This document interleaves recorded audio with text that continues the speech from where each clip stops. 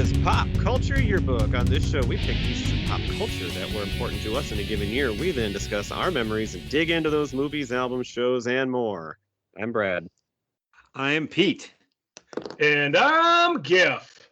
All right, and we're talking here. The year is winding down. Season 4 of our show is winding down. And that's probably good because I think it's time to hibernate, guys. Our senior year. Those of you that think of Minnesota winters, today is your day. It's really not as bad as everybody says all the time, but it is currently 10 degrees.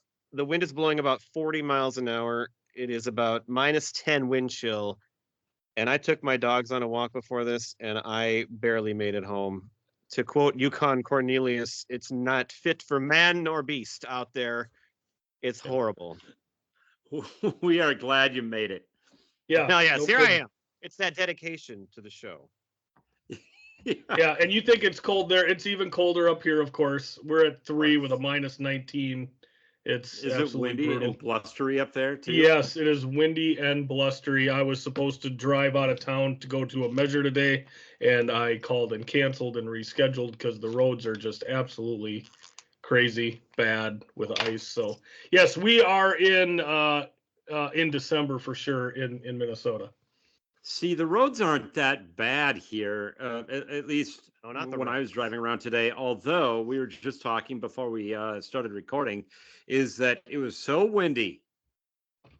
How windy was it, Pete? There you go. There you go.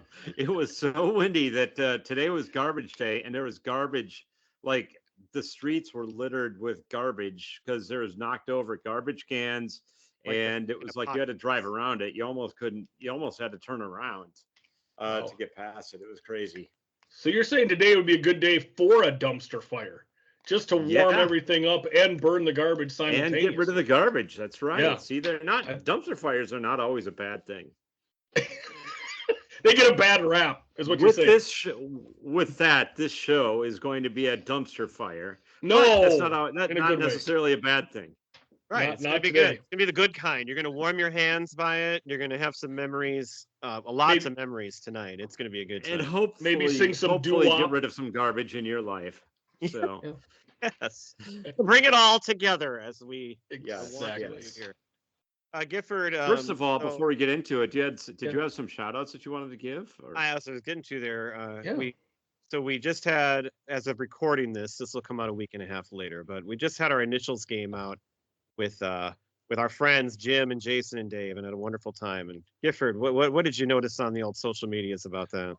Oh my word! Everybody coming out of the woodwork. Some really fun back and forth amongst the podcasts, along with a fan or two throwing some stuff in there. And that's one of the big things we love on the show is having people reach out and interact with us on the socials. So please go out, find us on Facebook and X and Insta. And give us a comment, preferably a positive one, regarding the episodes. But yeah, that was a fun episode to do. And just really, again, thank you to the guys for coming on and playing the game. And that makes it just that much more enjoyable. What was so great is that we kind of whipped that together pretty quickly, and all three of them were just able to come, right? Everybody come that same time. It was pretty awesome and so easy. Right. And so when this comes out, this will be long in the past. But tomorrow, from this time, it'll be a week and a half ago when you're hearing this. I did make a certificate for Dave, and I will post that for him winning our initials game.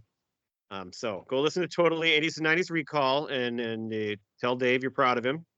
Listen to Shirley, You Can't Be Serious, the gold standard, and listen to Children of the 80s. Who Jim is, we're kind of sneaking toward each other's 5-timers here. It's what we're going for. Excellent. With the two shows. And by the way, so their episode that came out today is all about the Sears catalog in 1985. And our show tonight is going to be almost a ripoff of that. So hopefully if you like that one, you're going to have some good nostalgia. We weren't even going to mention the Sears catalog until you just did and pointed it out that it's. We're going to talk about the same topic, though. We're going to talk about same sort of thing. Yes. And 80s toys because that's when we grew up. So, Pete, you're going to take it away now, right? Take it away, toys. This is take it away. Yeah, good. Well done. So this is one of our and more episodes. So we like to branch out occasionally from our typical music, movies, and TV. And more is what Brad famously says at the beginning of every episode. With Christmas coming, what a better topic! What a better topic to talk about than toys. So I have so many great memories of toys from when I was a kid. I know many of our listeners, almost all of our listeners, probably too. We're going to talk a little bit about that.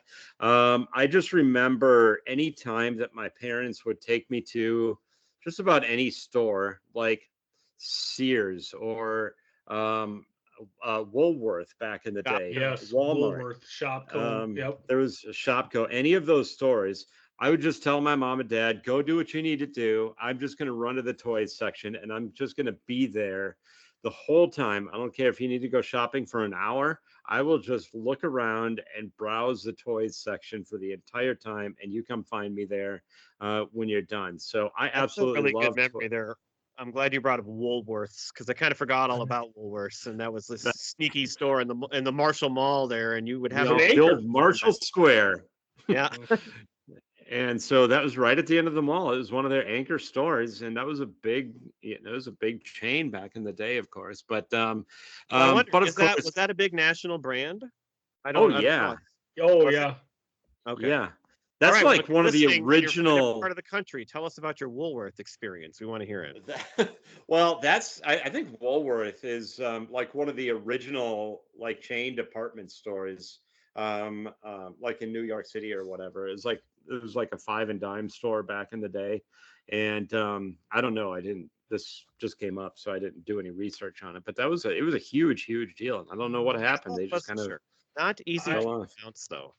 I just remember in Oh Brother, Where Art Thou, when George Clooney's character gets kicked out of the store and the guy says, and stay out of the Woolworths.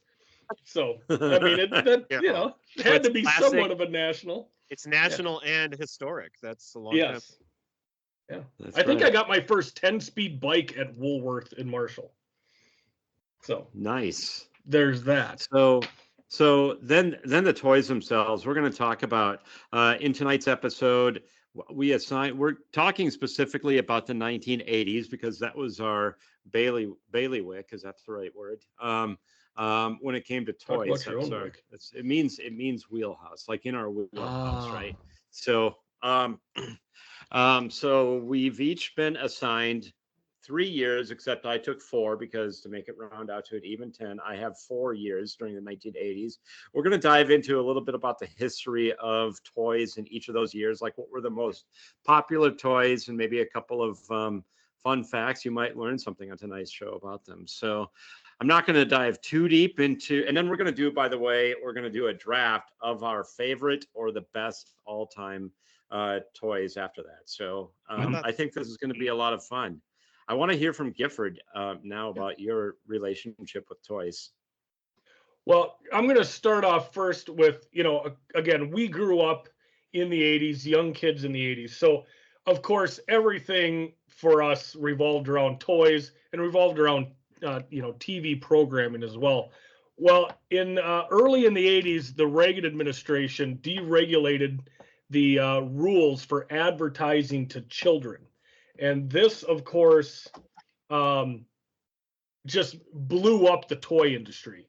So kids tend to dictate family spending, where you go to eat, where you go on vacation, Hawaii dad, all kinds of stuff like that. So now all of a sudden you've got entire shows and programs that are developed around toys.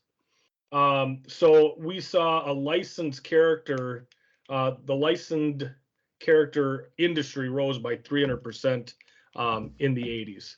So you had, like, in the 70s with Star Wars coming out, Kenner jumped on that. But they actually had a thing where they were so short because they didn't realize how big of a deal Star Wars was going to be. There was a deal where you would buy an empty box and then they would fill their orders, they would send you the toy once they actually had the orders filled.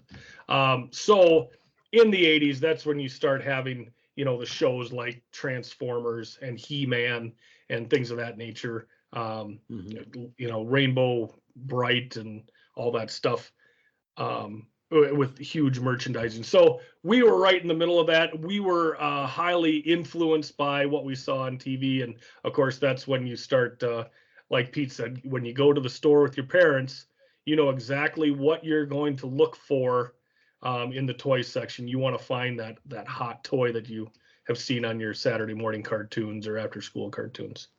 One thing I just want to, before we dive into Brad there, I just thought of another memory that's kind of similar, but in Tyler, our hometown, there was a store called VNS Variety. And so I would go It was there a Ben almost on the Franklin store before that. So it was think a of Ben Franklin store, private probably time. probably about 1980 or shortly thereafter. It got bought out and became VNS Variety, and we knew the owners really, really well. They were good friends of my parents, and literally every single day, I would go to the shop that my parents owned and that I worked at, and then I would go during break time. They would have their coffee time, and then I would go to the store just to browse through the toys and see what I could beg mom for. Yeah, That's another really good unlock. I remember the VNS Variety now, and it's V and S, not VNS. Yeah, But, that's what I said, right? I'm just clarifying for the listener. I Yep. totally forgot about that store, and I loved going in there too. And it wasn't a big store, and there certainly wasn't a big toy section. But the corner of the store, like that's where I would go to. Wow, the VNS Variety Store. I love that. You just made my night, Pete. That's awesome. That's all it took. Brad's pretty Woolworths easy to was one please. thing, but now you went to VNS, and it's like, wow. Right. Yep. that's great. Brad, All right, why don't you go ahead? Well, I don't have a little history lesson for you like Gifford did. I don't have much prepared for that. But it's kind of like with Halloween. I'm going to be the outlier here. When it comes to toys, I wasn't a big toy guy. Like, I remember you had Optimus Prime and Transformers. I didn't have any of them. I had a GoBot. I didn't have any He-Man. Such a prude. I didn't watch He-Man. And so I don't remember a lot of specific toys like that I got and loved, although I have a good list ready. But I think the big thing is because I was just always so sports crazy that's everything revolved around sports, like baseball bats, basketballs, sporting like type toys that would be related to sports, active things, video games that were revolved around sports. And I guess I was a very active kid, and I didn't really spend a lot of time playing with like your traditional toys.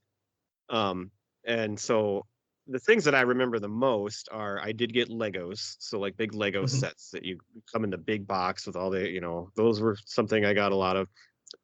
But sporting equipment, I do remember the big wheel. And then 3 of these now are NFL related. So on their show today that I was listening to, Children of the 80s, they brought up towards the end, and I loved it because they brought up the electric football game, and I had one of those. And that game is nuts and it's stupid, but I still loved it. Are you talking about like the vibrating board? Yeah, the thing that vibrated, and the guys just go wherever. And the quarterback came with this little hand that you could pull back and throw this little Nerf type football. And it was still so stupid. But hold on, right there. On that note, I would like to hear from our listeners via social media if anybody has ever actually completed a pass using that thing. Well, you don't complete it. What happens is you throw it and it has to like hit the guy. And if it hits the guy that it's, then you stop it and you put it in his arm and then you start it and then he runs with. But I got some good play out of that thing. And I got it sometime around 86 because it came with 2 teams. I got the Bears and the Patriots.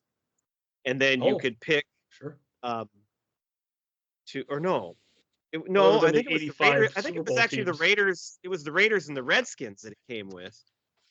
Okay. And you could get 2 more, and I got the Vikings because of course I needed the Vikings and the Patriots because the Patriots were the team I loved at that time, and even though they were so bad against the Bears.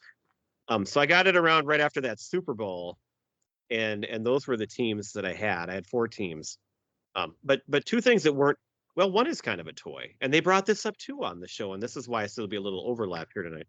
So I remember getting my Tommy Kramer uniform with the plastic helmet and the Oh, fake yeah. shoulder Mhm. pads. And I also had a Tommy Kramer, the flame retardant pajamas that, they were white and they NFL, but it was said right on the advertisement, flame retardant. Like you're not gonna burn up in these things at night. In case the house I remember us. when your house burned down, you were retarding flames like a goddamn boss. Um, but then the one other thing I remember as a gift that I loved that it is kind of a toy was the little NFL huddles. Remember those, Pete? Did you guys ever have an NFL huddle? It wasn't No. like a stuffed animal, but it was like a small little. So mine was a Viking. It had a helmet and it had horns coming out, but it was like, the size of my microphone here, like, a foot tall, maybe less than a foot tall, and kind of soft, but not like a stuffed animal. It would stand up, and they were just cute little kid versions, basically, of the NFL mascots. I kind of You remember know, him. Yeah. yeah. So those are the kind of things I remember the most, that I got, Sure. and so like I said, a lot of it revolved around sports because that's what I've always been into, especially as a kid. Well, and I like that you're an active kid, Yeah, I especially tried with that better that way. that large satellite dish that was in the yard that got you MTV and all that excellent Yeah. programming. Yeah. Oh, I did plenty of couch potatoing with my TV. That was my other love, was TV. So Yeah. All right. Pete, you got any memories of any? I mean, I didn't really get into my memories of specific toys, but Pete, did you have anything in Specific particular? toys I'm going to dive into when we actually talk about them. Okay. But like you said, Gifford, you kind of reiterated some of my favorites were He-Man and Transformers. Absolutely. Mhm. I was more of a Transformers guy, but I did have some of each. And then you would play like they were in the same universe, right? And they would fight against Mhm. each other and stuff. And but yeah, those cartoons, He-Man, Transformers, that was appointment television, and Yep. that's all they were was big commercials for it. It's like, Right. oh my God, a new character came on the cartoon, and then you'd have to go out and get their toy or, Yep. get their action figure, The which other I was the, very much a sucker for. one of the things I loved was like when you would get um like a He-Man figurine or whatever, you'd get like the magazine as well, and it would have like all of these Yeah. characters in it, and you just sit and stare at that. Same with like Legos. You get a Lego set, and then inside of it, along with the instructions, there'd be maybe like a little fold out with like, for example, like the fire station came out in 81. That was one that I got. And then they'd have like the town sets, the other set, like the police station and the airport. And they, try to bundle all these things together. And then same with like the Transformers, you get just a little insert and it'd have all this stuff on there. One of my favorite memories was that Lego fire station. I remember getting at Christmas on my mom's side, and I was one of the older cousins. So I've got a ton of cousins on that side now, but a lot of them weren't around when I was 6 years old.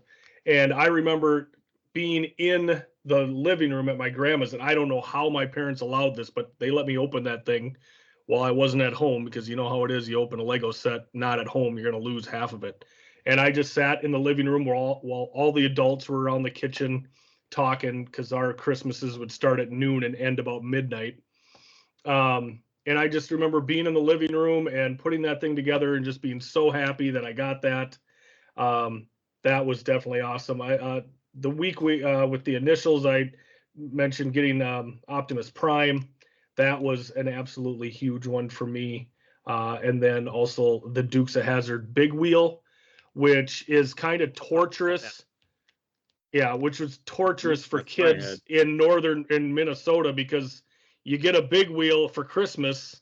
You can't, I mean, you can take it outside and play with it, but it's pretty hard to do. And you got to, especially out on the farm, I mean, you don't have a lot of clear space, to really Fun get if out it's and run icy. around. If it's icy, you can have a lot of fun with it. Shitties. But that was definitely a big one, was the Dukes of Hazzard Big Wheel with a little break on the side. That thing was just Yep. sweet. Yeah. So unless anybody else has anything to add, we'll go right into our years. So what we did is I just used a randomizer on a computer to figure out who gets assigned what year, and I think it distributed them pretty well. So Yeah, I gotta say, it's almost targeted some of the ones I got, so it worked out really well. I felt think the mine exact are too. same way. So we're gonna go in chronological order, starting with 1980, and that would be Gifford.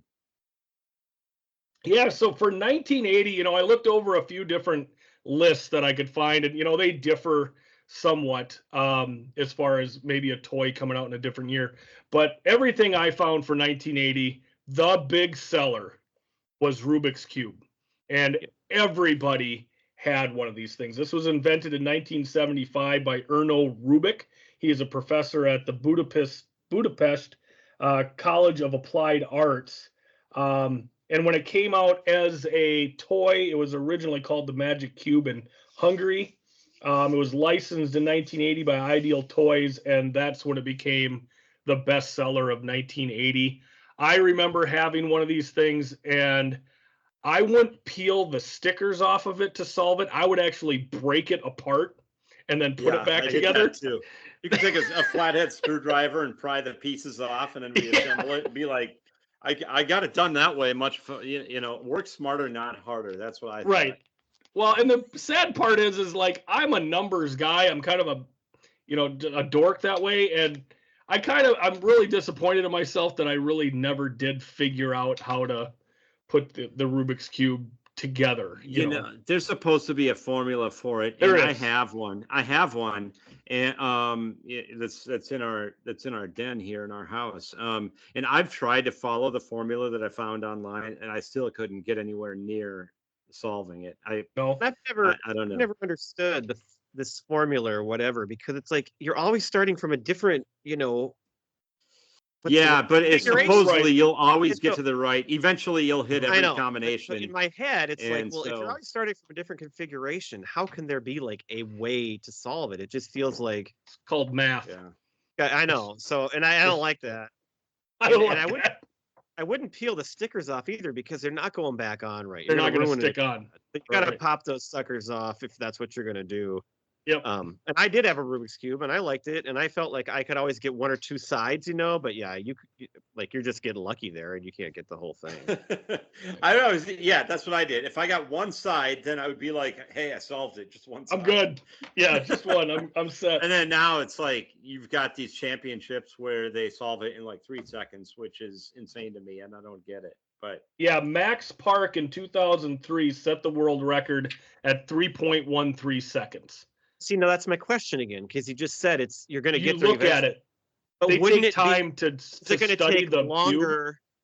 Is it going to take longer to get there from certain configurations than others? Yes. So how can you have a time when maybe you got it at a point where it's not quite as? I just don't get it. They inspect the cube first. The player does, and they figure out the quickest way to go, and then So you get a certain amount of time to inspect. So not only was it's possible that it's totally randomized, right? How the cube starts. So there's a non-zero chance that it could start correct. That would be how I would win. I'd be like, yes, did it. Boom, done. Perfect. So this was not only the bestseller of 1980, but this is the best-selling puzzle game and toy ever. 500 million units sold. And this is the part that really surprised me. It wasn't inducted into the Toy Hall of Fame until 2014. I think the first class was in 99, and this went in the 15th class. I would have thought this would have went way before, just being that it's the all-time seller. The Rubik's Cube was something that was just iconic of the 1980s. It was like not just a toy or a puzzle game. It was one of the things that defined the 1980s. Yeah. And so that to me, and there was even, I do remember there was a Saturday morning cartoon, a Rubik's Cube, where it was a little guy that was the cube, and he would like, he had a face on one side, but then he could, I don't know what his powers were, but Confusion, that was his power. I had a That's few right. others. I just wanted to kind of talk about, see if you guys remembered. I didn't go into deep dives on these, but I wanted to list some other top selling toys from 1980. So one is Mattel handheld electronic games. So in 1980, the catalog, the little insert that came out, Mattel had 20 different games in there. And these included Football One, the original. Everybody remembers the football game. Beep, beep, But this, beep, beep, beep, beep, beep. but this in Mhm. 1980, there was a Football Two, as well as the one. There was hockey, soccer, baseball. There was like a almost like a asteroids type game. They had quite a few, but primarily they were based around sports. I love those. And I don't know if we ever actually owned one in our house, but my aunt and uncle in Sioux Falls had a couple of them. And I mean, that was one of the best things about going there. I would play that thing all night. Yeah, They I had the remember. football one, and it was so great. I think I they had the remember baseball one, too. riding the bus to school, and if somebody had one of those things, they were just mobbed on the bus, and people would just look over their shoulder watching them play and be like, "Hey, can I play? Can I?" Mhm. Everybody on the bus wanted to get their hands on that thing. It was absolutely awesome. A couple other things I got here. Lego train set. In 1980, Lego had a huge reboot. This is when they started adopting the minifigures into their sets. The train set had the option to have power with batteries, and then also started integrating buildings. Another thing I had was the Mr. Frosty snow cone maker. Anybody have one of those bad boys? We had either that or something similar at one time. Yep, similar to it, where you I had don't like think I this had one was anything like We had a that. Snoopy one, I think, is what we had. that's I what remember I you had the Snoopy one. Yes. Snoopy house, and yeah, you made snow cones. Oh, this is You'd so put it fun. in the chimney. You'd put the stuff in the Yep. chimney, and then there's a piece that went in the chimney to push it down. The ice and Put your weed in there. you put your weed in there. Yeah, for sure. Yeah, so I had the Snoopy one as well. The Mr. Frosty was just a snowman, and he had a hole going right through him, and that's where the grinder was, and the stuff came out there. And then the last one I had was Tin Can Alley Electronic Shooting Gallery.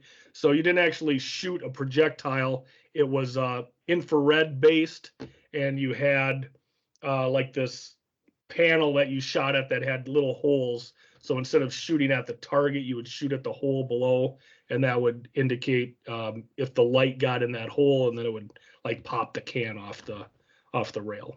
So Wow, I don't remember that one at all. I don't remember that one either. I did look up a commercial for it, and it looked cool. It looked fun. You had like a little lever action a rifle with it, and there was a light on the bottom of it below the barrel, and that's what, when you pulled the trigger, it would shoot a beam of light, and you'd have to try to hit those little circle below your can. So that's what I've got for 1980. I don't know if you guys had if you guys have any other memories of something when you were 4. I will say a little sneak preview of what what I have on my list is that we have an overlap on one of them because it was still popular in 1982. The Rubik's Cube was top of the list in 1982 as well. So, so it makes sense because, yeah, like you said, it just sort of revolutionized not only the Rubik's Cube itself, but it sort of started a revolution of brain teasing type puzzles and toys. I remember there was a line of there was like a Rubik's chain thing that you had to connect these chain links that were the same color and stuff like that. But so that is one thing that I wanted to say. Also, one of the reasons it was so popular in 1982, I'm skipping ahead a little bit, but I'll fly through it when I get to mine. But the first World Rubik's Cube Championship was held in 1982. Which caused the sales to spike even further. So, with that, it wasn't I don't have real anything more to expensive add. either. That kind of helps too. It's not an elaborate thing. It's not electronic. So the premium price wasn't really there. So being that it's a little more affordable, a lot more people are gonna purchase it as well. So perfectly portable kind of travel thing too. You could spend, if you had a 4-hour car drive, you could spend the whole time trying to solve that thing, right? And so it wasn't messy. It was just very easy and portable. So for 1982, is that the one you had, Pete? Because the list we were using had a different toy. And did you just leave that one out and go to the Rubik's Cube? Mine, what I looked up, it was a top selling toy of 1982 by my reference. Come back to that in a second. All right. Well, 1981 is mine, and this is where I thought you targeted these because how perfect. I got the Smurfs. So Yes. we all know I was the Smurf guy here. I owned all the little figurines of the Smurfs. I loved them. I had at least, I'm just like picturing them. I had at least 15. I don't know how many there were. But I also had like the Smurf house that was like a mushroom, and the door opened and everything going there. Had Gargamel and Azrael, so you could have the bad guy, and you could set up little things with them. So I mean that was huge. So probably not in 1981. I'm assuming I was probably like 83 when I actually had them, but that's when they started. The Smurfs go all the way back to 1958. They were created by the Dutch at that time, but the TV series did start in 1981, and that's what led to then the craze of the Smurfs is when the TV series started. The figurines led to lunchboxes and dolls and cereal, and even more things, of course. You could license anything. Pretty sure I also had a lunchbox one year, and they ended up selling over 300 million of these Smurf-related items like that. So they were huge, and it was good that I got them because that was something that I actually had a ton of and loved at the time. I never liked the show. Like I couldn't get into the TV show, so I'm not even sure why I loved them so much. I think I just liked the the feel of little figurines. Like I like to play with them and stuff. Yeah. But like I did not watch the cartoon, and like I remember when a Smurfs Christmas came out. You guys know how much I love all the Christmas specials of the '80s. I didn't like that. I didn't care for that one. So for me, it was all about the actual figurines. And I don't know, it must have just been from advertisements and things that I liked them because I really didn't care much for the actual TV show. And you'd think I would like that if I liked the Smurfs so much. So it's kind of interesting. What birthday was it that was the Smurf theme for you? I don't know, probably 8. Okay. Probably 84. I don't know. Yeah. Could have been 7. I know I had one. Yeah, because and then I remember that little house was in the center of my cake, and all the Smurfs were on my cake. I got a picture of that, so I could find that. I'm guessing it's probably 7. I think it was the year I talked about this once on the show where we didn't have school, and my birthday party was in the big blizzard, and my dad went and picked up all my friends, including Pete. Actually, no, that's the one where Pete wasn't there. Thanks, Brad. You told Pete to Smurf off on that one. Is that what you're saying? Smurf off. So yeah, but I think that was the year I had a Smurf theme. So probably 1983. Okay. So, any what do you guys have to say about the old Smurfs? Well, I will say though, a side comment. This isn't a Smurfs comment, but I think our methodology was a little different. I just realized that it was a link. I did my own research and found the top toys of the year. So yes, we had a link we were going off a little bit different. Yeah, well, that's fine. I did my own research. So although it might lead to more overlaps later because some of these toys, of course, it's fine. We can talk through them. We can talk through them, but it wasn't fine. Anyway, the Smurfs, yeah, I did watch that cartoon. I was addicted to that cartoon as well. Anybody know, Gifford, can you tell me the height of a Smurf? Do you know how big a Smurf is? Is it? Oh, I don't know. I don't know. 5 inches. No, it's not measured in inches or a typical unit of measurement, but it's a common. Is it 12 smiles? Is that what it is? 12 smiles tall? Correct answer is 3 apples high. 3 apples. Oh, 3 apples. Now, are we talking like Red Delicious? Or are we talking like a little crab? I don't know. I don't know, man. I just I just have heard that they are 3 apples tall, and I had a huge crush on Smurfette. Oh yeah, of course, everybody. Oh, come on, yeah. Papa Smurf, man, he was the bomb. Yeah, I know. Yeah, but I think we actually have some Smurfs, the old souvenir glasses. We have them in our cabinet. Yeah, you could get those too, like from Burger King or McDonald's or Hardee's or something like that. I think we had glasses, Smurfs, Garfield. Those were some of the best collector things. So one thing I got another list here for 1981. Some other big. Well, I was going to get to that. Oh, go ahead. I mean, I only have two more, and one of them is a Lego train set, which apparently was really big because you already brought it up. Mhm. But the other one that was mentioned often for this year, which you guys can take away here, is the He-Man. And so He-Man toys were giant in 1981. Yeah. So this is your chance to talk about them right now. I never had Castle Grayskull. That might have been the biggest regret of my I had that. young life. I wish I had the Castle Grayskull. I did get this carrying case where you could carry like I think 16 of them in. But I never had Castle Grayskull. Of course, I had the Battle Cats and what was Skeletor's Panther or something like that. I had the Road That's Ripper right, or yeah. Ground Ripper. And then I don't know how many different figurines, and they were just so much fun. I loved them. I loved how you had like a different thing for each one. Like one smelled like a skunk. You had a guy with a mechanical neck, a guy with Two-Face, and it's Cyborg or whatever, where he had like a couple different eyes he could turn to. It was just so So, much fun. I loved He-Man. There was one that was called, it was a bad guy on Skeletor's side called Leech. Do you remember him? He had like a big, he had these big teeth, but it was like a suction cup. And if you press his back, you could stick him to a wall or something. And that was the big feature. And I remember when I got him for my birthday, I was so excited. I was like, Leech, he sucks. I meant it in a way like that's a cool feature, and everyone was like, "What? You don't like this or what?" Man, thank you for your honesty. I remember. I don't think I had him, but I remember like Moss Man was one. Yep. I remember there was one with like his chest would rotate so it looked like he took damage, like it would dent.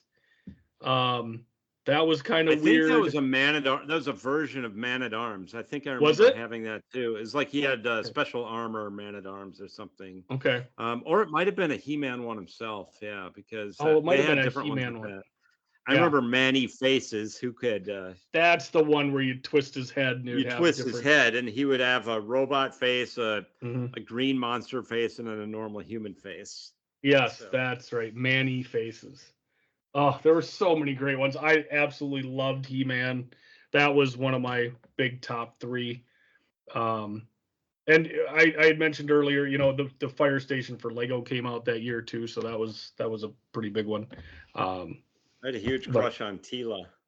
Teela was fine. Tequila? No, just Teela. And then you had Orko, right? He was like the little Slimer type wizard dude who would float around, and he had like a ripcord on him, right? He was annoying, like the cartoon character was. He had a weird voice, and I didn't like him, but didn't he have a ripcord? That was his thing. That you could stick through and then rip it out, then he'd kind of buzz around like on the floor or something. Yeah. Yep. That was excellent. A couple other things I had, or Brad, did you have more for 81? Nope, I'm done. One of the big ones was the Star Wars at Walker. I never got into the Star Wars toys, but that would have been a sweet one to have for sure. And then the Light Bright supposedly was a big seller this year as well, along with we had what's that? I like the Light Bright. We had one of those. Yeah, my Uncle Gary had a Light Bright, and so I'd go over to Grandma's and play with Uncle Gary's Light Bright. That was pretty cool. And then I've got Donkey Kong, and I guess I'm not sure what Baby Precious is. You guys familiar with Baby Precious? That might have been outside of our realm. Based on the novel Push by Sapphire? Yes, that's what it was. Yeah, it was the novella that developed into that one. All right, so now we can move on to 1982, which we had actually already talked about mine, which was the Rubik's Cube, which I had as the top one. The Atari 2600 enjoyed continued popularity with the games like Pitfall. You guys, none of us had an Atari, right? No, but again, my aunt and uncle in Sioux Falls did, and I can't tell you the hours and the anger I had playing Pitfall on their Atari. No, I Yeah. take it back. They had an Intellivision just like we did. We had, and they had. We didn't have Pitfall at our house, but they had Pitfall. So you could You- play it on either Yeah. system, but it was an Intellivision. The thing about Pitfall was is that you would keep playing it, expecting there to be some sort of an end game to it, and there never ever was. And so it's like Super Mario Brothers, which I'm sure we'll get to a little later, but that one has a destination and a storyline and a defined finish. Pitfall never ended. You just keep going from screen to screen to screen to screen, and that was basically it, as far as I know. Maybe Okay. maybe it did, and I never got to it, but I'm Kind pretty of sure maybe that the was- pitfall of that game then, huh? Oh yeah. Yeah. Well, I remember that Aaron Gravely had an Atari, and when I would go over to his place, we would play Atari just nonstop. It was awesome. Most I ever actually played Atari was my freshman year of college. Somebody had one, and they actually Really? did Larry get it somewhere? But they put it in me and my roommate Dusty. We had it in our room, but I don't think it was his. But we had an Atari and we played it quite a bit that year. That's so Do you 1990. remember which games? What was was there a Popeye game that we played a lot? I think. there's a Popeye game. Yeah, I think that remember was one that we played a ton of actually, because we didn't have a ton of games, but that's the one that I feel like I remember. Okay. I Yard's remember playing Pitfall. Revenge was a fun one, and Defender was another fun one.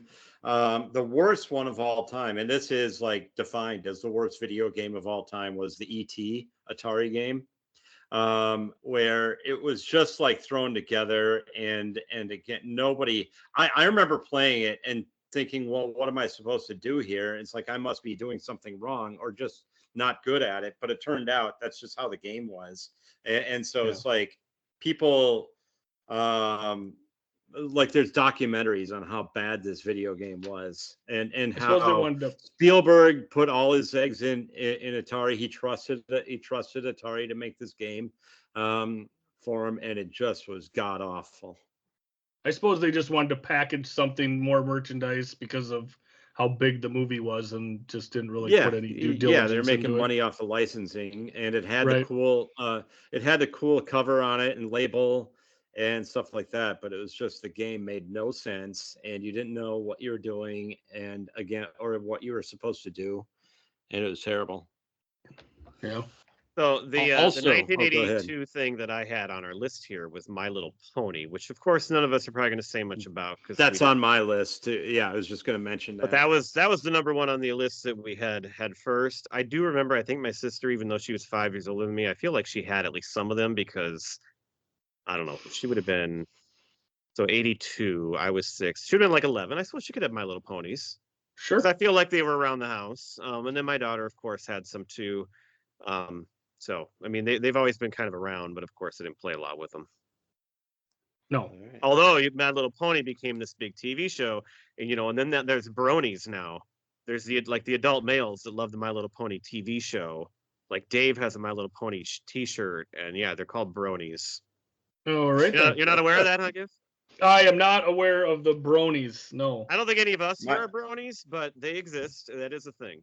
Or at Okay. least My it was, son went through a phase of 4 liking years My ago. Little Pony. I'll say that. So yeah, also Lego space sets and Star Wars are huge. And yeah, and I also had Smurfs for 1982 as well. But now we go on to 1983. Hands down, the biggest selling toy of the year was Phenomenon when licensed by Calico in 1983. Each doll was adopted, and I'm talking about Cabbage Patch Kids. They were originally known as Little People, but you could adopt them complete with a unique name and a birth certificate. I never had one. I never had any interest in Cabbage Patch Kids, but I remember the craze and just how big they were. A lot of girls had them, and not that boys couldn't either, but I remember that was just a big popular thing. And there was news stories of like riots at stores during the holiday season trying to fight. And by the end of the decade, what I found was that over 65 million Cabbage Patch dolls were sold, which is just crazy. How many? And 65 million. 65 million by the end of the decade is the stat that I found. And this toy just sort of redefined collectible dolls and set a precedent for marketing scarcity, meaning that they would limit. It really was the first one to teach other companies that they can limit production and increase demand and create this kind of craze for it and all the hoopla that comes with it, which is great for business. So, Courtney talked about how like her mom bought her Cabbage Patch doll out of the trunk of a car because, you know, people hoarded them, bought them, and then sold them at like a marked up price. So this was the first like it's a black market baby doll. craze. This is another one where I'm sure my sister had at least one or two of these, but I don't remember, like, I don't know how she got them, or if there's any story behind it, because at this time on the farm, like, we were poor, not doing well, and so I don't know if it was like a big deal for her to Cabbage Patch Kid or how that happened, but I remember there being one in our house for sure. Well, and one of the things on the list for 83 was Care Bears. Yep, I had. My aunt made Care Bears for the cousins, and so like I remember my brother got a green one with like a 4-leaf clover on his chest or whatever, and then she Lucky made Bear, right? Is that the one? Lucky? I'm not sure, but the one she made me. The one she made me was the pink one with the rainbow on the chest. So that was my Care Bear growing up. So that's the one I got. And like I said, like G.I. Joe was big this year. I never got into the G.I. Joe characters. I didn't watch the show. I had a few. Did you? Yeah. Did you have G.I. Joe with the comfort grip like that? That was not something that I got into. Another thing I see here is the BMX bike. I remember getting my dirt bike. Chaser was the name. Jumped a lot of ramps on that bike. I don't remember exactly which year I got it, but 83, 84 probably was the year that I would have got my dirt bike. And I remember that I got it for Christmas. So again, just a rough time to get a bike and be so excited to have that bike, because can't really go out and ride it on the I got on the snow too easily. I think it was my 8th birthday, the one where everybody was at my house, including Pete, and you were reading Garfield in the dark. I got the next morning we all got up and I got a blue, not a dirt bike, but like a bike, a Raleigh type of a bike. Yeah, and it's January, so I guess I couldn't ride it right away. Like, what are you gonna do? Right. And it looks so shiny and nice. Yeah, it's beautiful. Yeah. Well, and you had mentioned Lego space sets. I believe it was this year I got a couple. The one that I remember was the 6950 rocket transport. That was such a cool one because it had 8 big wheels and it pivoted in the middle, and then it had this rocket that was on top of it, and an arm came out and sat the rocket down, and then you'd open up the thing so that you could drive away from the rocket and and then launch it. I absolutely loved that Lego set. I thought it was just the coolest thing ever. Just the one other toy that I have on my list from that year that was super popular that we hadn't mentioned already was Strawberry Shortcake. Another one, I know that was one that my wife absolutely was into when she was growing up and around that age. So, and she still, like, when she goes to garage sales, she will look for Strawberry Shortcake sort of merchandise. And she's got some downstairs even. So. Well, and I also saw Rainbow Bright on the 83 list as well. I have that. I had a huge crush on Rainbow Bright. Did you know? Well, you stay away from my Care Bear then with the rainbow on the front of it. I don't want to see that thing. Now we move over to 1984. Back to you, Gifford. Well, like Brad said, he felt like you picked years for him. I feel like this year was picked for me. The big seller this year was Transformers, in particular Optimus Prime. Transformers originally from Japan, bought by Hasbro at a toy expo in 1983. Hasbro brought in Marvel Comics to help develop characters and backstory. You had a mini series that came out, and then the cartoon came out. So I think the cartoon came out in September. So as you came into the Christmas season, kids were watching the show and they were going absolutely nuts for Transformers, and I, of course, was one of them. The toys were supported by comics, the animated series, and a whole bunch of other merch. Series 1 had 18 Autobots and 10 Decepticons. And it finally got into the Toy Hall of Fame this year. Just a couple months ago, Transformers were inducted into the Toy Hall of Fame. The Toy Hall of Fame committee, they suck, man. It's like, well, I mean, there's things in there like the stick is in there. There's an empty box that was inducted many years ago. You know, they've got quite a few things to go through, much more than things that came out in 80. Like, obviously there's toys well before, but yeah, I was looking through the inductees over the years and I'm like, how is Transformers not in here yet? And I finally got to the end of the list and they were finally inducted this year. So, I had, like, I told the story of getting Optimus Prime. I remember having Jazz and Bumblebee. My parents never bought me Megatron because it is just, it's a gun, it's a pistol. I had like Starscream and God, how many of the Brad had Starscream. I remember that. Yeah. No, what? I didn't have any Transformers. You didn't have that was a big deal. I remember you had, like I thought you had Starscream, the airplane. It was the jet, the fighter jet. I don't remember that. The only I'm almost certain you had Starscream. I remember going to Viking Snacks when you were there and playing with Optimus Prime and your Transformers there. That's like the only memory I have. And I had a GoBot. GoBots suck, man. Come on. Yeah. I remember I did get a GoBot. It was tough times on the farm. Sure. I do remember I had a GoBot or two. But one of the memories I had, it wasn't from 1984, but I remember getting Metroplex, and this was like, I probably was in like series 2, I suppose, but it was like a city. It was just a massive robot that would turn into a city and then also a battle station, and that thing was just absolutely awesome. One of the things that I found in researching Transformers, this was considered like the Rubik's Cube of toys, just a little bit more fun. It was about finding the way to transform it, so it really helped kids develop eye-hand coordination and memory skills of how to put these things together. So they really didn't market it that way because they didn't want the kids thinking it wasn't a full-on toy, but yeah, that was kind of one of the fun things about it, was figuring out how to transform them.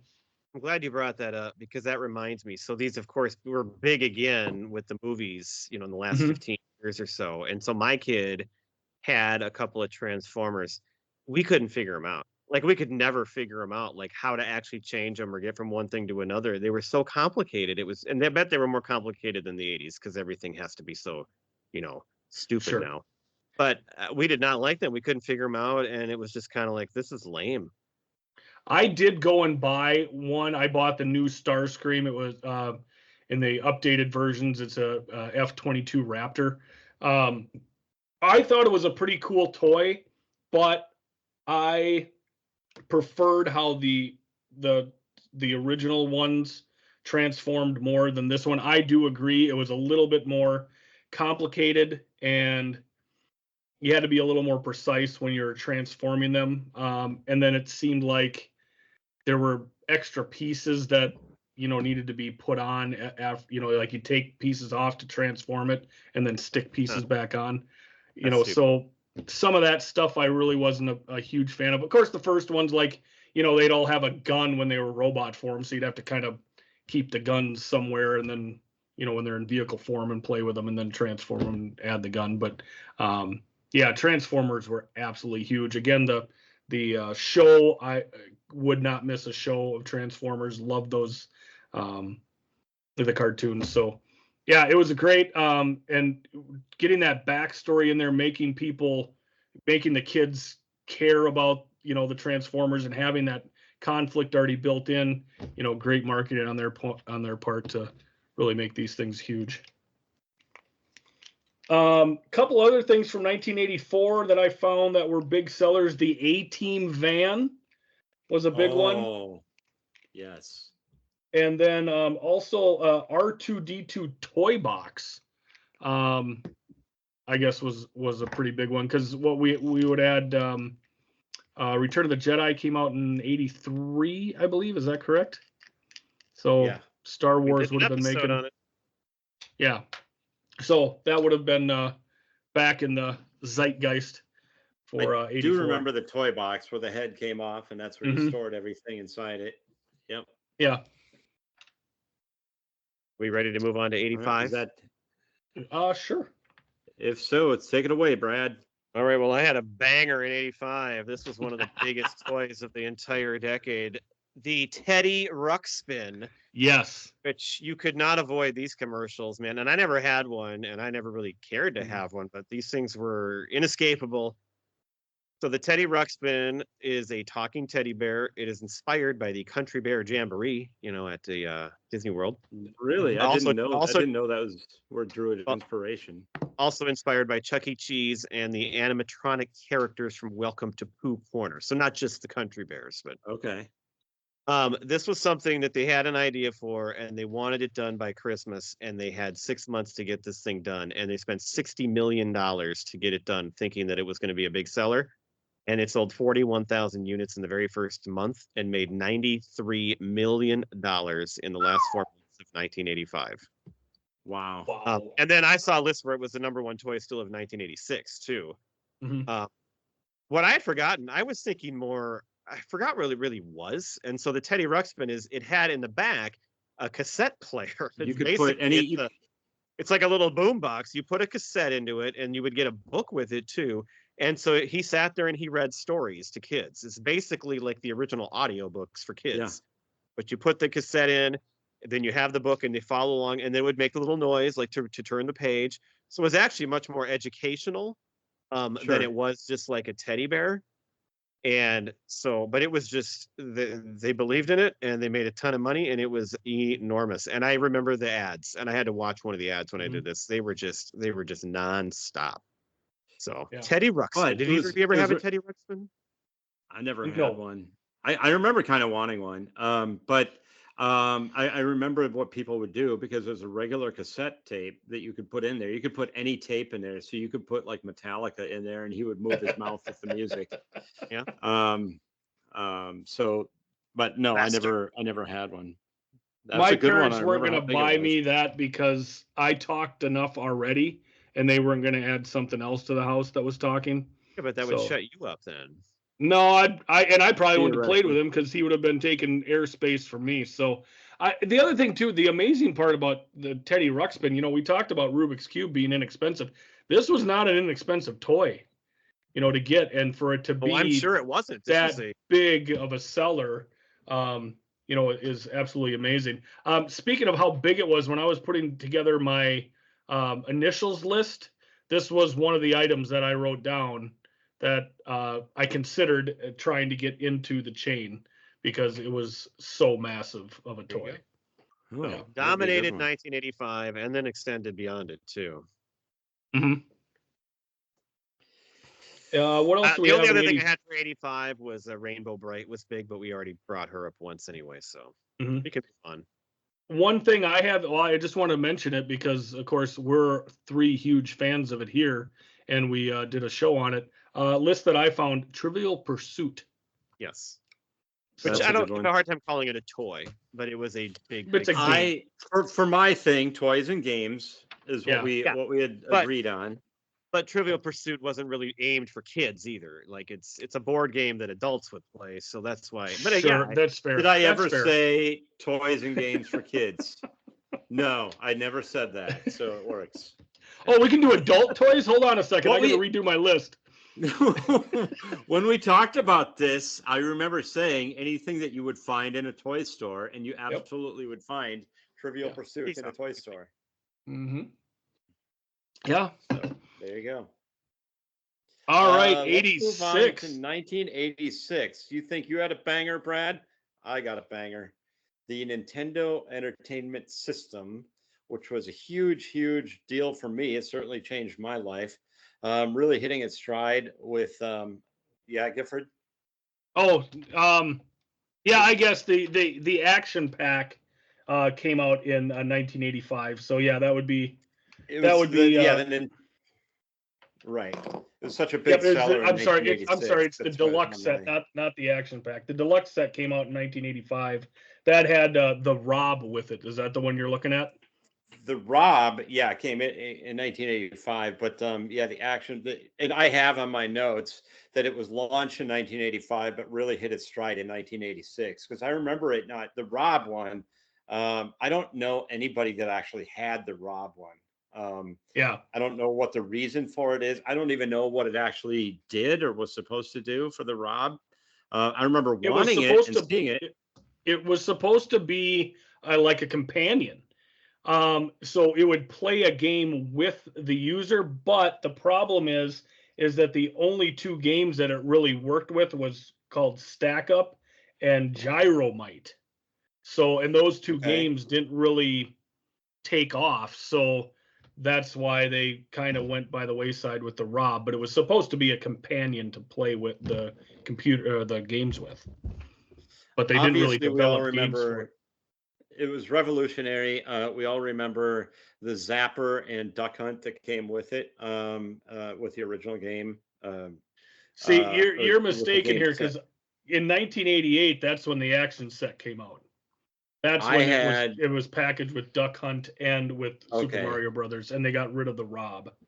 So the So that game was itself 88. hit its stride in '86 is what I had found. But anyway, um, but the Nintendo Entertainment System really saved the whole home video game industry, the TV game industry, because it was collapsing at the time. But then it took off after again after the Nintendo, and then of course you had copycats like Sega and some of the other ones. Mhm. And if you want to So get more details on that, we have a whole episode on Nintendo, as well as Trivial Pursuit. we We do. go into the details of the Nintendo history and how it saved things back then. So find those in our catalog. They're great. So what I have here is that some of the games that were released in 1986 were games like Legend of Zelda and Metroid, which Yep. helped it really, really take off. So Yeah, that that's was what I had. absolutely huge. Other A couple things of, in yeah, go ahead. 1986. Oh, I had Voltron. Do you remember those action figures? Mhm. I never had any. It never really interested me, but I remember it being huge. And the last one I have for 1986, Brad, you're going to like this one. Pound Puppies expanded their line, and that was a huge, another big collectible item. Love me my Pound Puppy. Yeah. Yes, yes. How many did you have? I think just one, but my sister had a couple too. I think. I We thought had- you had like a collection of them, but maybe I had a gray one that I loved, and I slept with him. That was the only one. Yeah, we were poor. I couldn't have multiple Pound Puppies. You didn't need a whole litter. You just need one. Okay.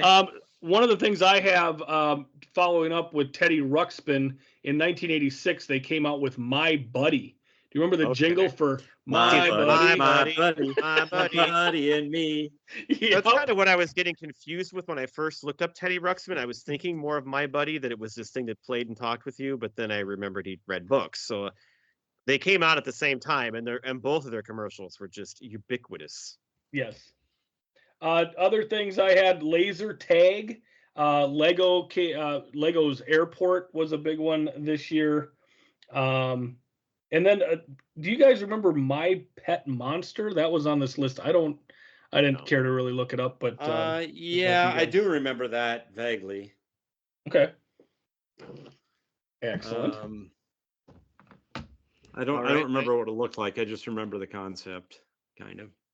1987 we're up to. So speaking of games, this one really surprised me because in my head, this felt like more of like a 90s thing, but then I thought more about it and I don't really think it was. I mean, it was still big in the 90s, but So I saw Jenga was the number one Yep. game, the number one toy of 1987, and this really surprised me because I did not think of it being I came a game across that too, and I thought it was 90s. from that long ago. So Jenga was created by a lady in England who also lived in East Africa. She had lived near a sawmill, and her family used a bunch of pieces of wood to come up with this idea. And the name is from the Swahili word kojenga, which means to build. The original company, when they brought Jenga in, did not like that name and wanted to change it, but she would not let them. And turns out they were wrong because it did just fine.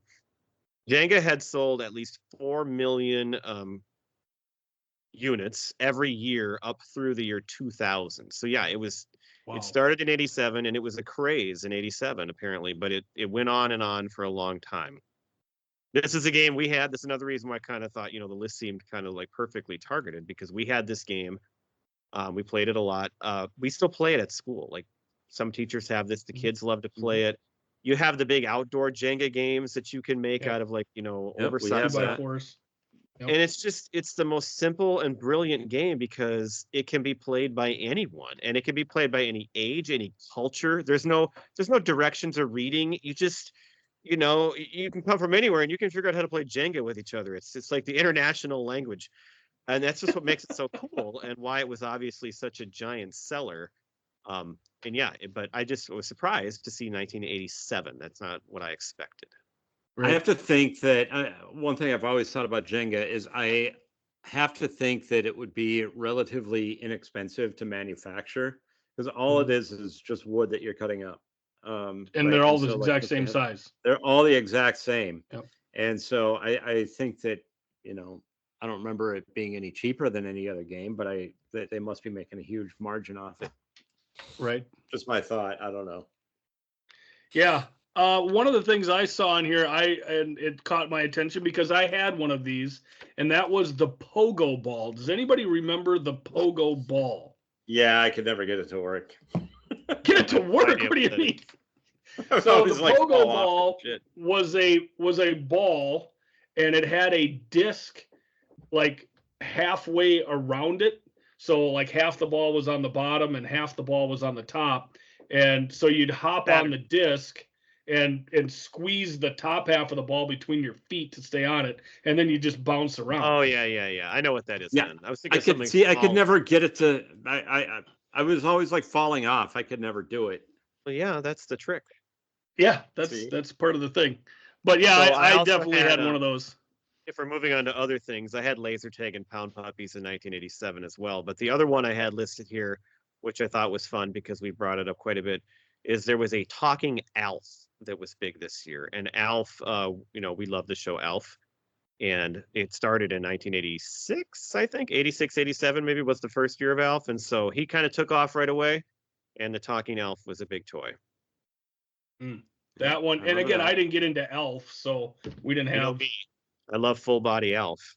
Who doesn't? When you can see the feet, that's the best. That's right. That's the whole thing.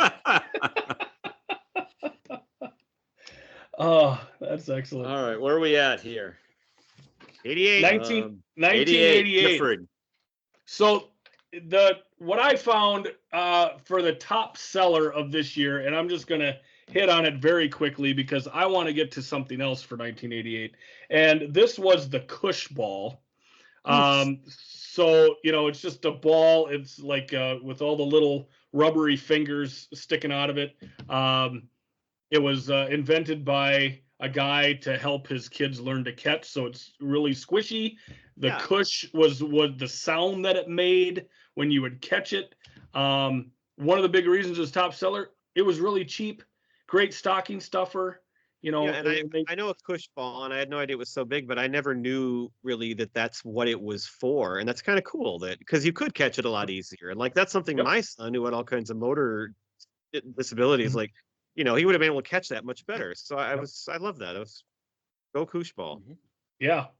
But the thing I chose to cover, and Pete already talked about it quite a bit, and I believe erroneously, but in 1988, the Nintendo Action Set was released in North America. That was the console, the gun, the two controllers, and it included Super Mario Brothers and Duck Hunt. And You're this is right. the I year did bring that we up all- erroneously. I This is the wasn't year when wrong we in all that. would have been about getting it too, when we Yep. actually Yeah. played Nintendo. And this would replace the deluxe set with the Rob from 1985. This sold 7 million consoles in 1988, which is almost the same number of Commodore 64s that sold in a 5-year span. And then by 1990, 30% of US households had an NES console, but only 23% had a home personal computer. This thing was absolutely massive. I didn't get it for Christmas. I bought my own, and I remember, I believe I bought it during the summer. So Hear those stories on that episode. You both went and bought your own, and Pete had his cute little bag of money, and yeah, it's good. I did. Yeah, that's right. I did had get a mine Ziploc baggie of cash and change. Mhm. Right. And That's how I bought it. it's just, I mean, you talk about ubiquitous. Everybody had this thing. I didn't have a ton of games. I mean, Contra was my other really big one that I got into besides Super Mario Brothers. But what other games did you guys have? Just real quick. Well, first of all, as you know, I still have my Nintendo, and it's hooked up and still works, and I have like 30 games still, and most of them are We got sports to play games. Double Dribble Saturday night, baby. Oh Yeah. Double We Dribble, could of do that. course. So Double Dribble is my all-time favorite game. I got the original Tech Mobile. I have a lot of games, and they're fun. And the 3 Super Marios, I got all those. So, but I was never a Zelda guy or into a bunch of that other kind of stuff. So, I played Zelda. I just could never. I kept getting lost at some point, and then the screens repeat themselves, and you can't figure out where you're at. And I had a lot of baseball game. I had Major League Baseball, which had Kirby Puckett on the cover. I had Bases Loaded, which was a college baseball game that was all kinds of fun. And I'm just trying to. RBI baseball. RBI baseball was the best one. Yeah. And I don't think all I ever 3 actually owned RBI baseball. You owned it. I never did. Games still. Yep. Hey, Pete, But, with Zelda, are you sure you were playing Zelda, or were you playing the ET game on Atari? It's basically the same to me. Yeah.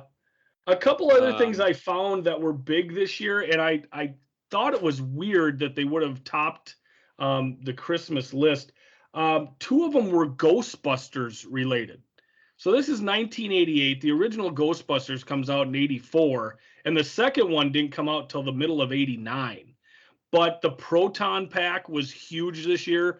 I remember wanting one of those so bad and trying to fashion one out of a backpack and like just different stuff around the house, to make like the gun portion and a like a hose or a cord coming up out of the backpack to the gun.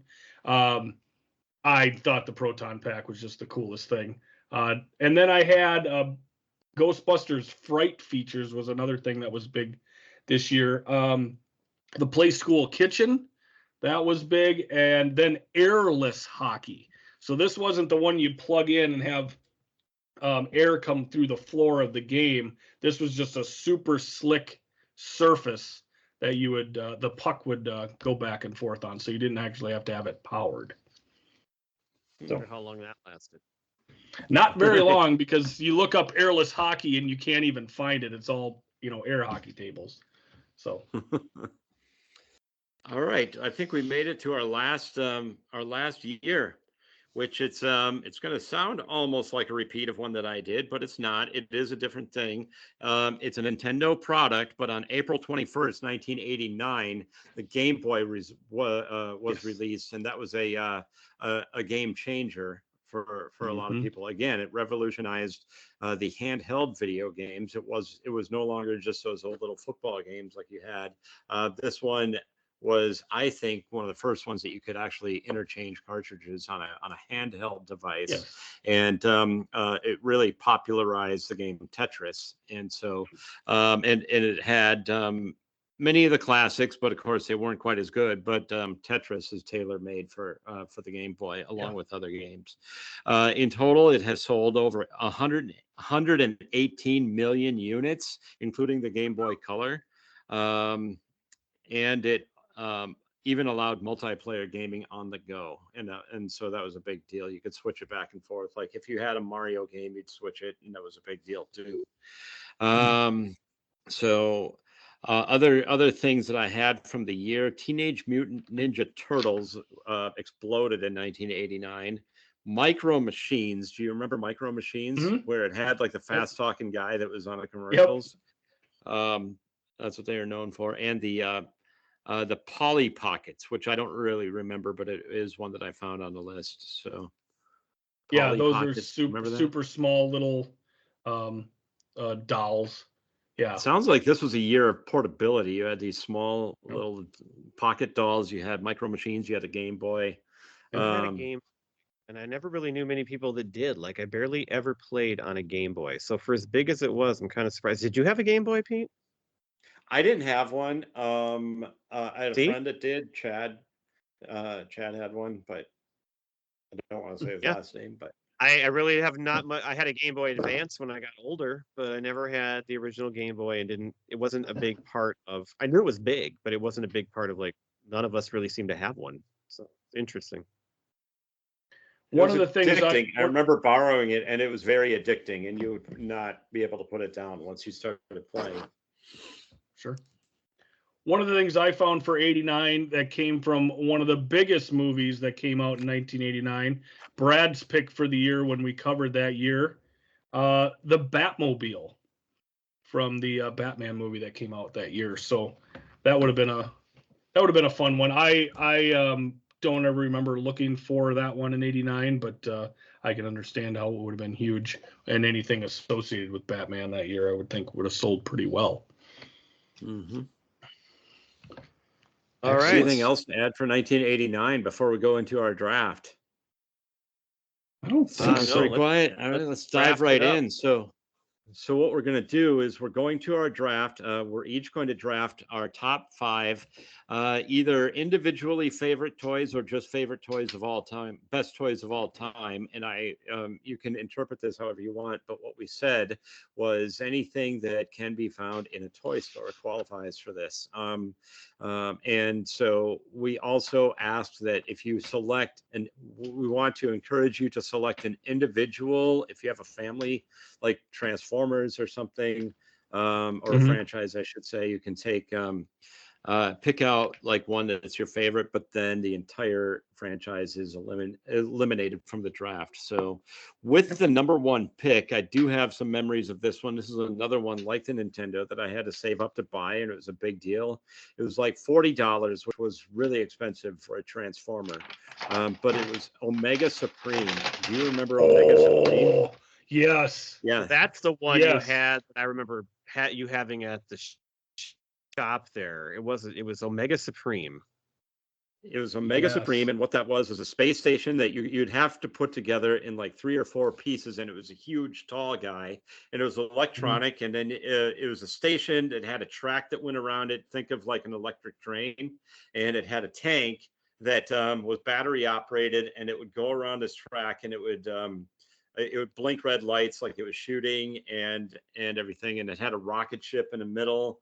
And it was awesome. So cool. One of my favorite memories of toys that I actually had to purchase for myself with my own money. So Transformers is now off the board. Transformers. But you can speak to Yep. All right. Gifford, you got the number 2 pick. I got the number 2 pick. I'm going to stay within my top 3 here. I think the toy that I probably spent the most time playing with, and therefore I'm going to pick it. I'm going to go with that 6950 rocket transport from Lego. Again, the Fire Station was a big one for me. The 6931 FX Star Patroller was a huge one for me. Just so many different sets throughout the years. So I'm gonna take Legos off the board. Legos off the board, and it's called the Lego Rocket Transport. Yep. All right. Yep. 6950. All right. Well, you're Nice. leaving me with the one I would have wanted and I actually did get it for Christmas, so it's fitting. Mine's the Nintendo. It's the best thing I ever Yep. got for Christmas, and I still have it. I think it's fitting that I got to pick the Nintendo Entertainment System. So I appreciate that you guys left it out there. That's Yeah, I mean good. that's so Good, I like high it. on the list for sure. I mean, any one of us would have gladly taken that. I I can't argue. I mean, I spent so many hours playing NES, but I think Lego still maybe edges it out. So for me anyway. Pete, what do you got for number 2? One that's a really simple toy, but hours and hours of fun. Brad, this year, I think you're going to like this pick. And it was invented by former Minnesota Viking Fred God Cox, the kicker. damn it! I wanted I'm this. going with the Nerf football. Nice. So I all didn't think Nerf Nothing off more the board. fun than a Nerf football. The Nerf football or the Nerf hoop. The Nerf. Nerf I mean, hoop for me, man. Sure. How That's many games all did we play that's- at your house of Nerf hoop? that's Yeah. easily my number 2 on my list, and I didn't think you guys would take it before this. Damn it! Sniped you. That's a good pick. Obviously, I love it. Well, I can't be happier. I'm getting 2 of my top 3. I guess I will go. I mean, I'll just say the He-Man action figure. He-Man. Well, actually, you know what? I'm going to go Man at Arms. I think he had some pretty cool stuff. He had a vehicle in there as well. So I'm going to take all the He-Man action figures off the board and take Man at Arms. That also eliminates Castle Grayskull, which is solid. And of course, I would have taken Castle Grayskull as my pick, but I never owned it, so I can't take that. All right. Well, I'll take a classic that we all had and talked about at one point. I'm going to take the big wheel, the Dukes of Hazzard big wheel. Ah, dang it! Yeah, That's a great huge. pick. So that's mine. Awesome. Pete. My next pick it's a board game, but one that I rarely actually played. It's Mousetrap. You didn't play it as the board game, but you would just sit and put the whole thing together and then watch the whole thing go over and over and over again. And that was hours of fun by itself. And then occasionally you would play it, but that wasn't really the point of it. So Mousetrap. All right. I am going to go with my dirt bike. Taking bikes off the board, huge Christmas present for me one year. So I'm going with the bike. Brad's got the big wheel. I got the bike. All right. Well, it was a really dumb game, but it still offered me hours of fun, and I loved having it. I'm taking the electric football. I'm taking those little vibrating bastards, and I'm putting them at number 3. Nice. I am taking a similar one with my next one, but it is definitely different. Brad, I know that you remember me having this one. It's VCR College Football. I had ordered this game, and I played it with my dad. I played it with you guys as my friends. I played it with you all the time. Yeah, we played it a lot. And what it was a football game, and then you would draw cards for every play. And of course, you would make the game decisions. Do you want to kick a field goal? Do you want to punt or whatever? And then there would be different cards if you do that. But the main draw was that you could draw the card and it would say VCR play action or whatever. And you would hit play and you would actually watch a random play from some college football game, and then you would get whatever number of yards. Always on there. There's a big BYU one that was on there. That was a 50-yard touchdown bomb that when you saw that one coming, you were like, yes. And it was so much fun, and I loved it. And it actually did kind of get you to be thinking about like strategizing, and it was just a lot of fun. So that's my pick. Great pick. VCR. Pause VCR. All right. I'm going to go with So we would collect and play with the farm implements. So I had an uncle who built my brother a barn, and we would have like Have that on the cattle. list. No, Didn't think of that. You're picking like the John Deere tractors? John Deere tractors and the Oh. feed grinder and the combine and the wagons and yeah, like the Erdl. Completely flipped my mind. I played with, and my dad built 2 barns for him where I kept them all. I had everything. Those were the coolest things. And then we kept them. My kids played with them. They're collectors. Those are awesome. Oh, for sure. Well, my brother had a barn and I had like a feed lot. So it had like pens in it and even had like a little ramp so you could like take the little cattle figures and put them in the back of the semi. And then we also had a granary, which was really cool because like the top half of it you could just take out and it was kind of like storage for all your stuff. We had like a feed bin made out of a tin can and it was a little wood bottom on it that was kind of sloped so it looked like a hog feeder. Yeah, we had so many of those just farm equipment and trucks and stuff like that both my brother and I had. That's That is solid. a fantastic choice. Well done. You. And the living room was my field and the dining room was my brother's field. Yep. The room itself with the field. Oh God, that's great. All right, well, that's gonna make my next pick much worse now because that was such a great pick and I wish I had thought of it. But I'm going to Pound Puppies because I had a pound. I love my Pound Puppy and it was a huge, great toy. So that's my 4th pick. Where is he now? I think he was still at my mom's back in Tyler, but I'm sure now he's gone. He went to a little Pound Puppy farm, a happy puppy farm. Mm-hmm. All right. My last one I'm picking just because I remember this so vividly, and it was at Woolworths. Actually, my grandma took me to Marshall. We had to go to Marshall for a couple of things, and then we went to Woolworths, and I saw this, and I just had to have it, and she bought it for me. It was a Karate Kid Kreese action figure. Really? And it was, he would actually kick, you push a button on him and he would kick, and it also came with a breakaway brick wall, so then you would kick the wall and it would break apart and you could I didn't have any. Yeah Why him? That's crazy. Why would they even make that? they had all the characters. You have to make that was the one that I wanted, and I thought it was the coolest one for whatever reason because it was badass. And and that's what I got. I don't know what happened to it, but that's crazy. That's great. That's a good pick. I didn't even know that was a thing. There must have been a Miyagi one too, then, huh? I'm pretty sure there was. Yeah. I guess I would have just thought Johnny, the kids who actually did the fighting.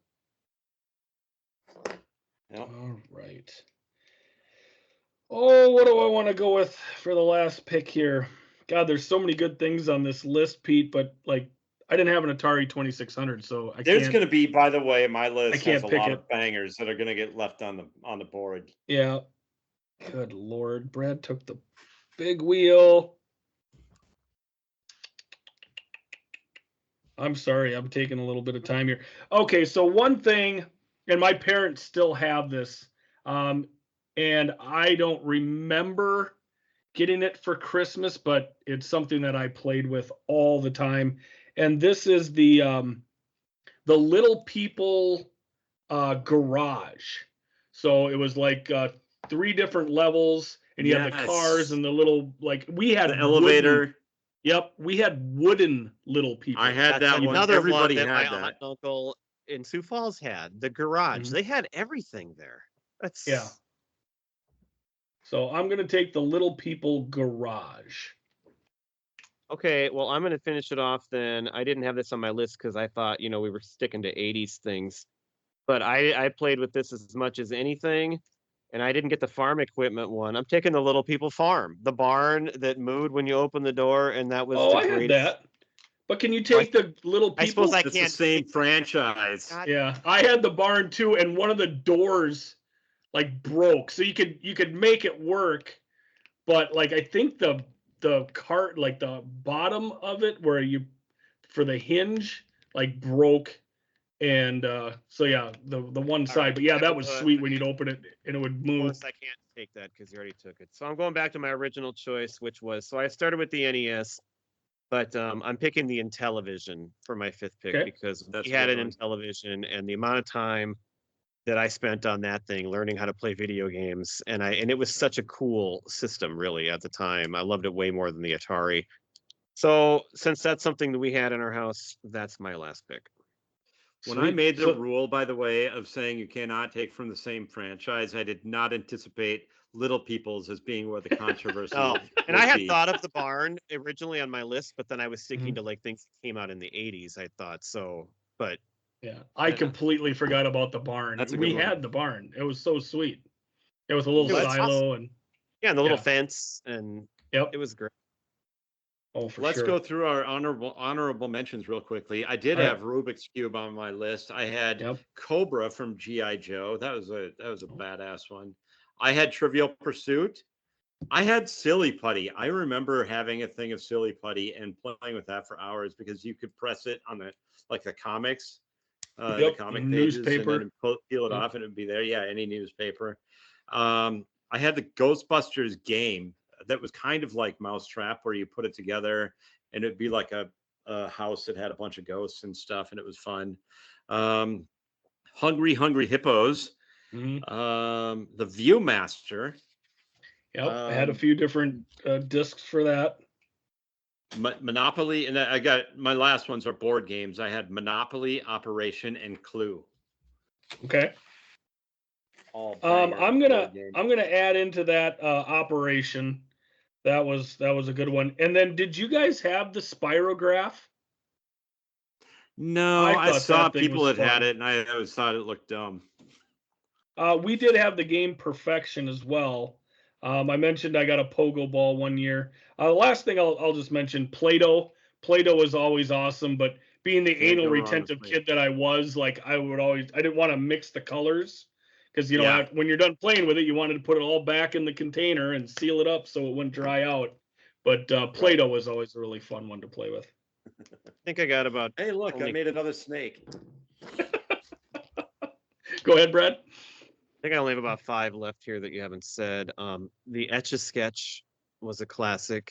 Oh, Shaking yeah. my mind Yep. like an And I had- sketchy racing. I had the Walkman. I mean, I had the first Mhm. Walkman with those headphones with that metal, it just went Mhm. over. I mean, I did have the Smurfs here, but then that also reminded me of the California Raisins, which I also had those Yeah. figurines.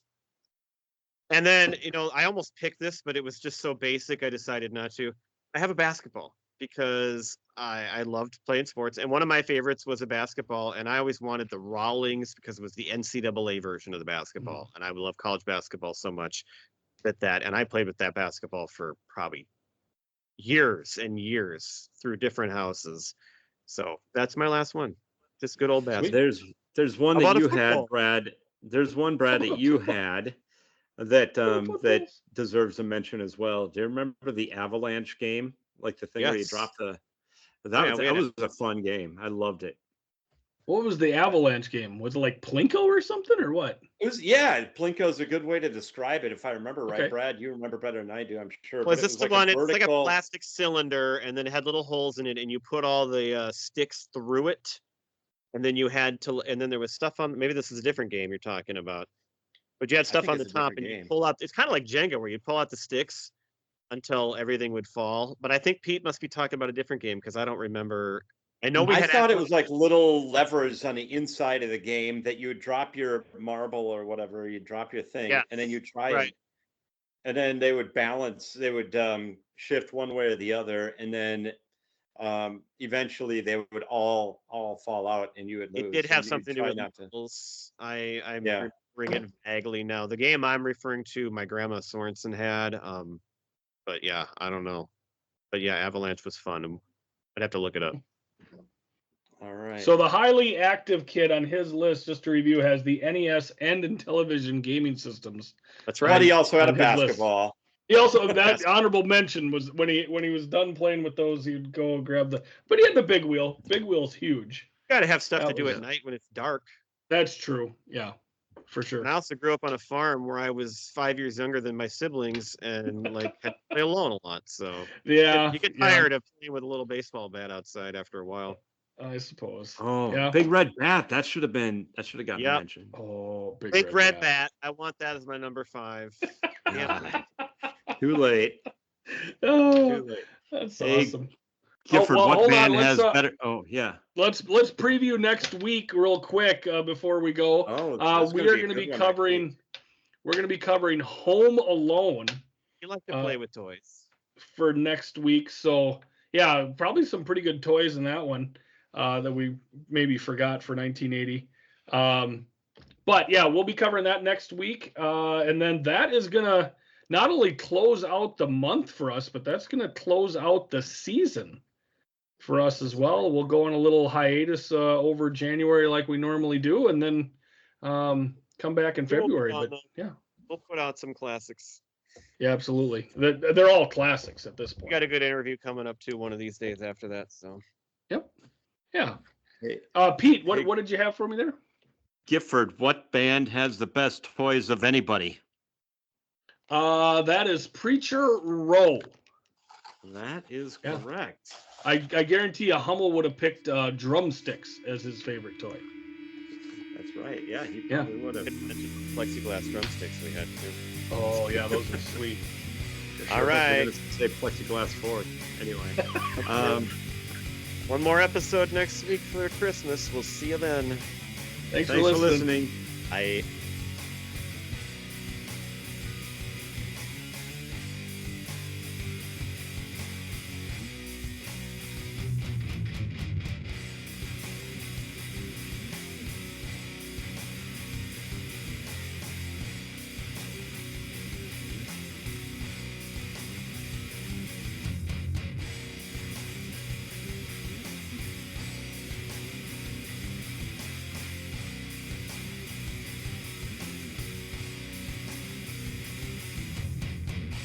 Standing on my own 2 feet.